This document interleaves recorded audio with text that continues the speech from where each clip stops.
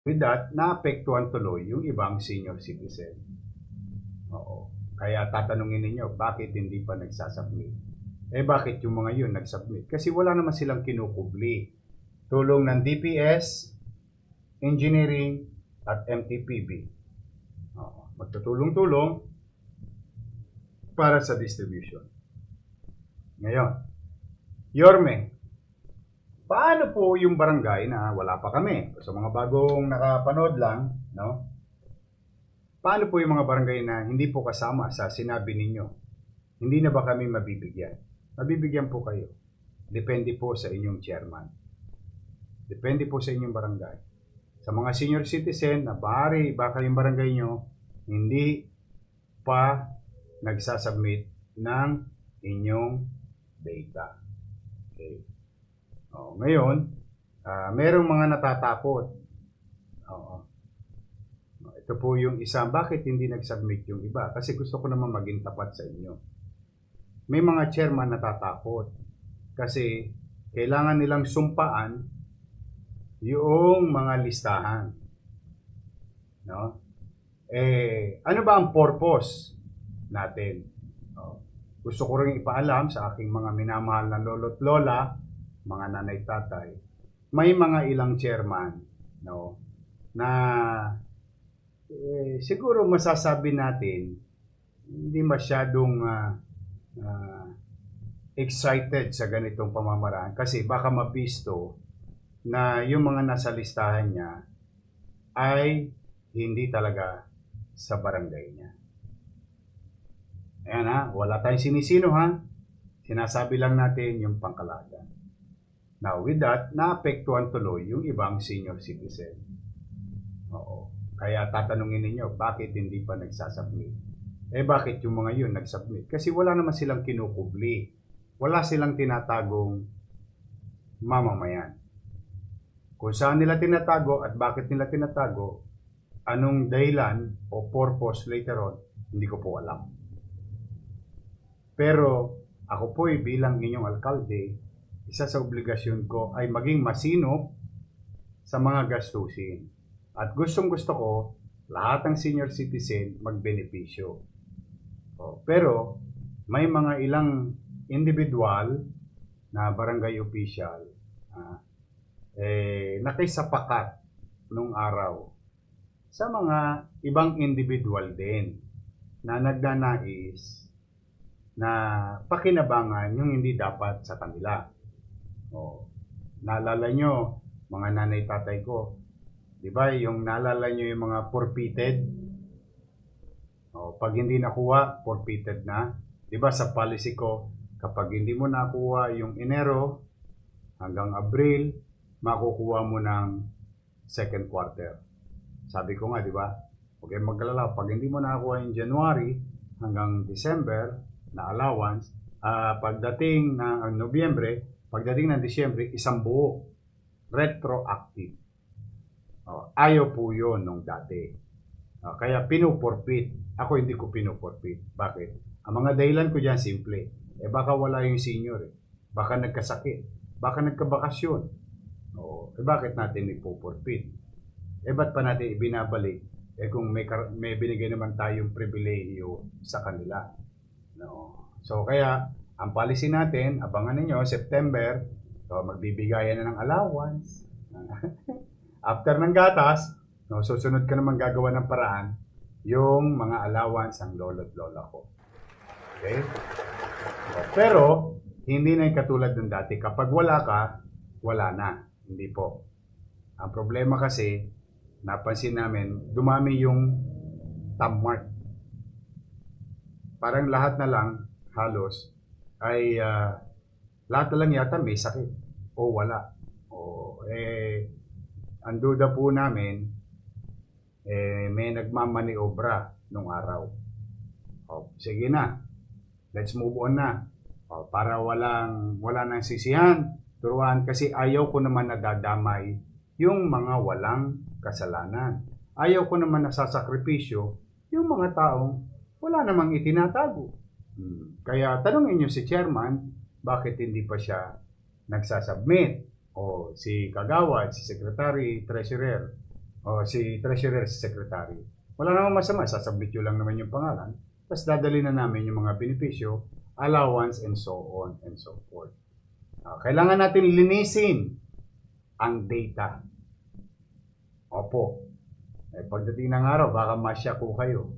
Kung gaano karaming lumobo yung data. Baka yung pati mga nasa sementeryo, nakakakuha pa ng allowance.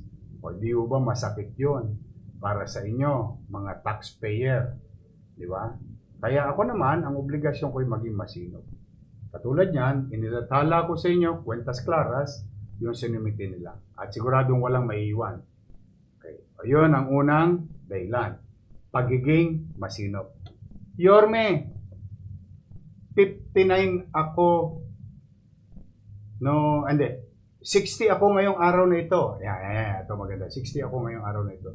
Hindi po ako napabilang sa listahan ni Chairman. Huwag kang mag-alala. Pwede pa naman yan next batch. Tranching naman natin yan. Tranche. No? At saka natin aayusin at bibigyan. Kasi marapit na rin po ibigay yung mga cakes. No? Lahat ng ipinangako ko or lahat ng ginawa natin noong unang termino na nawala, ibabalik ko dahil ipinangako ko naman yan sa aking mga minamahal na lolo't lola at mga nanay at tata. At the same manner, tinutupad ko ang obligasyon ko sa lahat ng mamamayan ng lungsod ng Maynila sa pagiging masino, maingat sa paggastos, lalo na kung pawardi-wardi ang gastos at wala nang malasakit ang leader. Dahil yan ay pera ng taong bayan. Ito'y humigit kumulang. Gatas pa lang po ito para magka-idea po tayo. Humigit kumulang 100 milyon at 10 milyon mahigit. 110 million pesos. Ayan. Napagpatsip-patsip ko naman. So, bagay bang ingatan ko, mga batang Maynila? Please comment below. Tama ba yung aking pamamaraan kung paano maging masinop? Baka may mas maganda kayong idea, i-suggest nyo sa akin. For the meantime, dito, kung walang kinukubli, yung mga barangay chairman, walang dapat ipangamba. Mas madaling masiyasat kasi nadudula sila sa kanilang mga barangay. O kung masinop naman at mainam ang mga barangay, kahit may sakit, ilista ninyo. Ang kwalifikasyon, simple lang whether cake, gatas, o pension. Senior citizen. Taga Maynila. Wala na. Ganon kasimple yung programa to. Huwag na natin paikut-ikutin ang ating mga lolo't lola. Sinimplihan ko yan since time immemorial. Naging komplikado yan nung nawala ako. Ibinabalik ko sa simpleng pamamaraan. Kaya, ngayon naman, pangatlo, Yorme, kailan namin matatanggap? Lunes po, magsisimula na. Ito naman ang posibleng mangyari. Siyempre, madami po yan, sabay-sabay. Yorme, bakit dito sa barangay namin wala pa? Kasama naman kami sa listahan.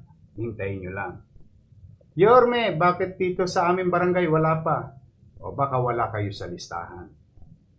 Ngayon, may baka may nanonood ng mga chairman. Yorme, sa Lunes, magbibigay na po kami ng listahan ng mga senior citizen. Baka may nanonood ng mga barangay chairman, secretary, treasurer. Sa Lunes, magbibigay na po. Kailan naman po namin matatanggap? Yun ang magandang tanong. Tatapusin ko po yung 101,032.